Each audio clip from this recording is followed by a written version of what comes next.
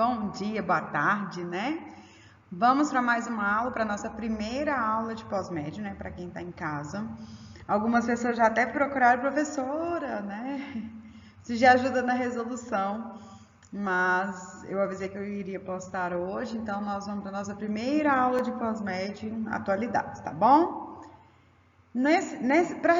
Para nós respondermos as questões de hoje, nós vamos precisar de entender alguns processos, porque esse conteúdo é muito amplo e cai muito no vestibular. Então, nós vamos falar sobre a reforma agrária, não tudo, porque em uma aula apenas não dá, mas em outros momentos nós vamos fazer mais exercícios sobre a reforma agrária, tá bom? Ai, gente, eu não sei, eu fico olhando para cá para mim e se ficar muito ruim, prestem foco mais no áudio, tá? O que foi a reforma agrária, né? Vamos lá. A reforma agrária é uma lei, uma constituição, está na Constituição Federal, de direito a terras. E isso, principalmente no Brasil, é muito polêmico, muito polêmico. Nós precisamos entender que, quando os portugueses vieram para o Brasil, eles não descobriram a América, né? Eles invadiram a América. Nós tínhamos aqui os indígenas que já viviam aqui. Muita história, todos nós sabemos disso. E aí, onde eu quero chegar com isso? Chegaram aqui e falaram, nossa, quanta terra, né? Vamos pegar essas terras. Aí, exemplo, eram 3 famílias, dividiram entre si essas terras, e aí foram passando gerações e gerações, cada um teve 10 filhos, outro 15, dividiu entre eles, e assim foi. Então, com isso, nós temos no Brasil uma grande quantidade de terra desde esse processo de colonização, tá? Grande propriedade de terra em poucas mãos. Então, eu tenho pessoas que têm poucas pessoas que têm uma grande parte dessas propriedades e uma menor quantidade sem nada. É assim a vida, né? E é o capitalismo que está aí. Então, pós-ditadura militar, o que acontece? Foram levantados movimentos, ações, isso vem desde a Revolução Francesa, pelo direito à terra. Do mesmo jeito que a gente tem direito à educação, do mesmo jeito que nós temos direito à saúde, do mesmo jeito que nós temos direito à moradia, nós temos o direito à terra. Todos nós temos o direito à terra, tá, gente? Todos nós, é um direito nosso. E aí, começou a se levantar os movimentos, um deles foi o MST, que lá na frente eu vou falar, e virou-se uma lei na Constituição Federal, que também está num slide mais à frente, para que as pessoas tivessem o direito às terras, mas tem as ressalvas. E para não esquecer, a gente precisa pensar que, se é antigo, se nós temos ali grandes que herdaram isso, né, essas pessoas que têm essas grandes propriedades, essas pessoas são senadores, deputados, galera do STF, ministros, né, eles estão, se nós prestarmos atenção, tem muita questão no jornal que fala bancada ruralista. Então, nós temos dentro da política uma bancada ruralista fortíssima, né? Até porque o Brasil, por muitos anos, foi um Brasil muito rural, né? Então, a gente tem essa bancada ruralista. O que é que isso acontece? Quando nós temos uma bancada que quer continuar tendo as suas muitas terras em poucas mãos e não quer ceder para o direito de terra, né? Quando a gente pensa sobre, o MST é isso, é baderneiro, quer tomar a terra dos outros. Não é bem assim, tá? Nós vamos ver mais pra frente que tem algumas ressalvas para que essas outras pessoas tenham direito à terra. Só que quando chega lá os processos, né, a bancada ruralista tá lá e raramente essa lei é infringida, tá? Eles não cumprem, não fazem o que tem que ser feito. Acho que eu já tenho até a resposta de uma das nossas questões, tá? Se isso fosse eficaz, se essa lei fosse eficaz, nós teríamos uma distribuição de terra menos desigual. Aí eu trouxe aqui para vocês o conceito, né? Reforma agrária é o termo utilizado para designar a redistribuição fundiária, agrária ou de terras em um estado, quando há concentração de terras na mão de uma pessoa ou poucas pessoas, porque muita gente por muito tempo compravam as terras e não faziam nada nelas para poder gerar lucro futuramente, para aumentar o valor. Isso acontece muito. Compro um imóvel, vamos dar um exemplo assim, mais próximo da nossa realidade. Eu compro um imóvel lá num bairro que está começando agora, que não tem nada, e eu comprei esse imóvel, vou esperar ele crescer ali aquela região para supervalorizar para eu poder vender. Então isso acontece muito.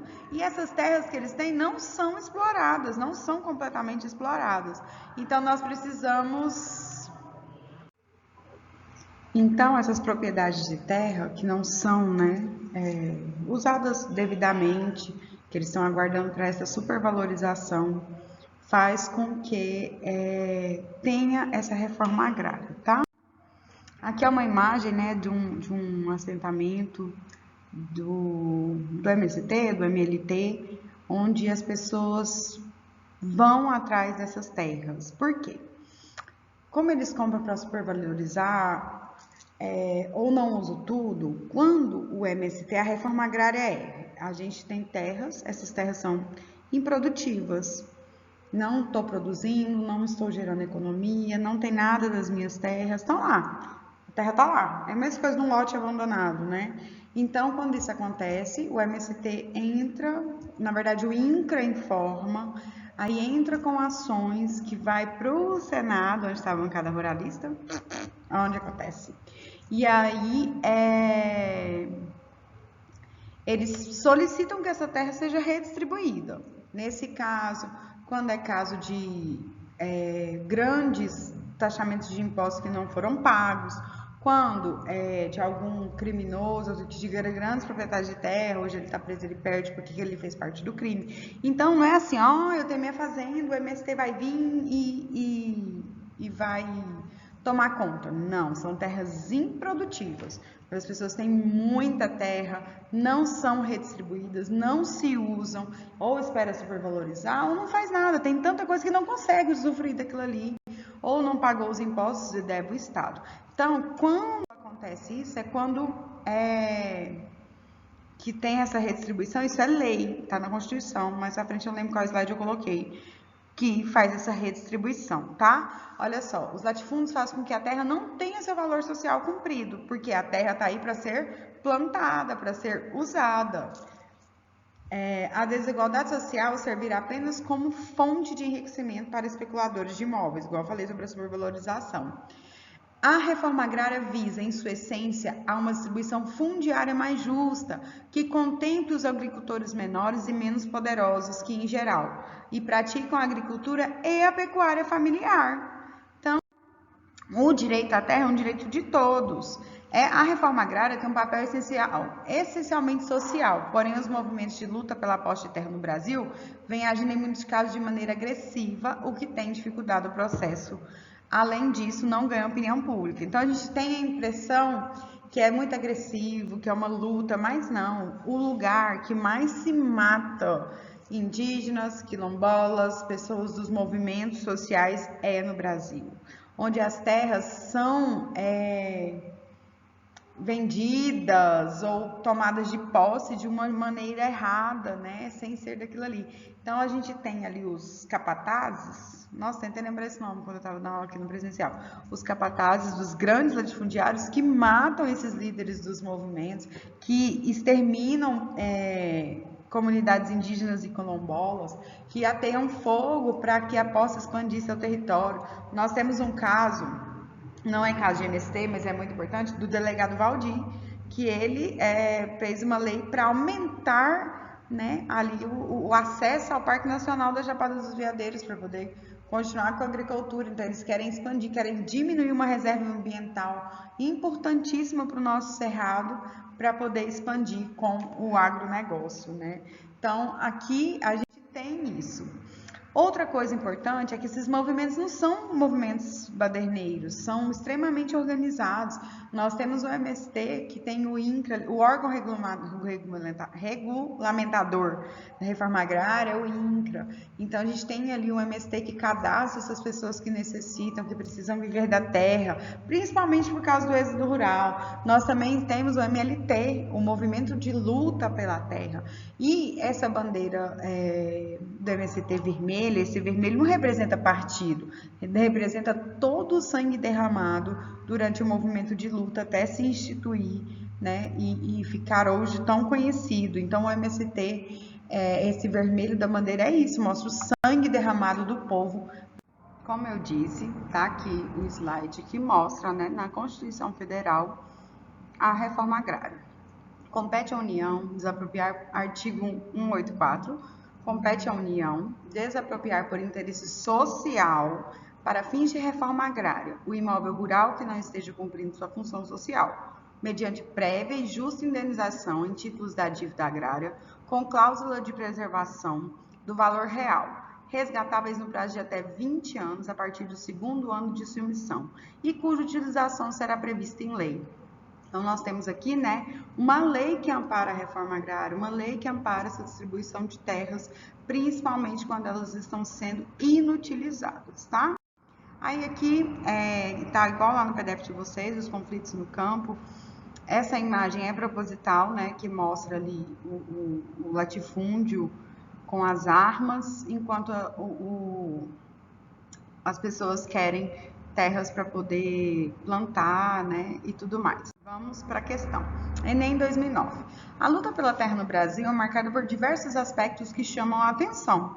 Entre os aspectos positivos, destaca-se a perseverança dos movimentos do campesinato e, entre os aspectos negativos, a violência que manchou de sangue essa história. Os movimentos pela reforma agrária articularam-se por todo o território nacional, principalmente entre 1985 e 1996, e conseguiram de maneira expressiva a inserção desse tema nas discussões pelo acesso à terra. O mapa seguinte apresenta a distribuição dos conflitos agrários em todas as regiões do Brasil, nesse período, e o número de mortes ocorridas nessas lutas. Brasil, a fonte, né, vítimas fatais de conflitos ocorridos no campo, fonte Comissão Pastoral da Terra, que é outra comissão responsável pela reforma agrária. Aqui o mapinha que está no trabalho de vocês, no PDF de vocês, é esse aqui. Eu coloquei esse aqui só para a gente ver. Por quê? Além de saber o contexto, né, de tudo, a gente tem que saber a localização, a interpretação de mapas. Então, eu preciso saber as regiões para poder responder as questões, tá? Então, ali nós temos uma mancha preta, que é a quantidade quanto maior de assassinatos que aconteceram, né? Então, nós temos ali na região do Tocantins, entre o Tocantins, o Pará e o Maranhão, que é o Bico do Papagaio. Estão vendo aqui, ó, essa mancha preta aqui, aqui é o lugar que mais houve conflitos nesse período. Nós temos aqui também na Bahia, nós temos aqui na região centro-oeste, lá no norte, no Amazonas, em Roraima, tá? Então, nós temos várias regiões com essa quantidade. O que a questão nos pede? Com base nas informações do mapa, então tem que saber a análise de mapa, e vocês estudaram isso na 7ª série, estudaram isso no 1º ano. Acerca dos conflitos pela posse de terra no Brasil, a região, conhecida historicamente como as missões jesuíticas e a de maior violência, ali não está falando de missões jesuíticas.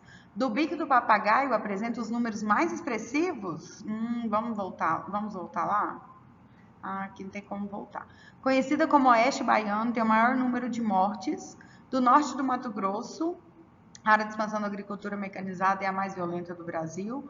Da zona da Mata Mineira, teve o maior registro de mortes. Então, como a gente pode ver lá no mapa, a resposta correta seria do Bico do Papagaio, que é ali, ó, a região entre Maranhão, Pará e Tocantins, que nós tivemos os números mais expressivos. Então, a resposta correta é letra B. Então, vocês vão colocar a justificativa, porque na região do Bico do Papagaio, nesse período, houve a maior expressão de morte, as maiores fatalidades, tá bom? Vamos para a próxima. Constituição. A Constituição Federal de 1988 legitimou a realização da reforma agrária no Brasil. Porém, essa determinação gerou muitos conflitos em virtude da falha no artigo da Constituição a não determinar o que é considerado propriedade improdutiva, dando margem para diversas interpretações, tanto a favor da reforma agrária quanto contra. Ela não dá margem, não. Falha na execução da lei, uma vez que muitas propriedades produtivas são redistribuídas para os camponeses. Falha na execução da lei, já que muitas dessas propriedades improdutivas são redistribuídas para grandes latifundiários, em vez de serem repassadas para trabalhadores sem terras. Lembra que lá na bancada, quem está lá? Bancada ruralista, que nós temos lá na nossa política, lá em Brasília. Falha no artigo da Constituição que determina que todas as propriedades agrárias são sujeitas a serem redistribuídas de acordo com a vontade do poder. Falha na execução da lei que não prevê indenizações para os proprietários desexpropriados. Vamos indenizar quem não apropriou, né, as terras. Então, a resposta certa é falha na execução, tá? Para grandes latifundiários, em vez de serem repassados para trabalhadores sem terra. Então, vocês justificam, façam, postem no GPA, tá bom? Tá aberto lá. Agora vocês já têm capacitação para fazer. Não esqueçam de comentar, deixe seu like e comente seu nome aqui como frequência. Beijo, gente!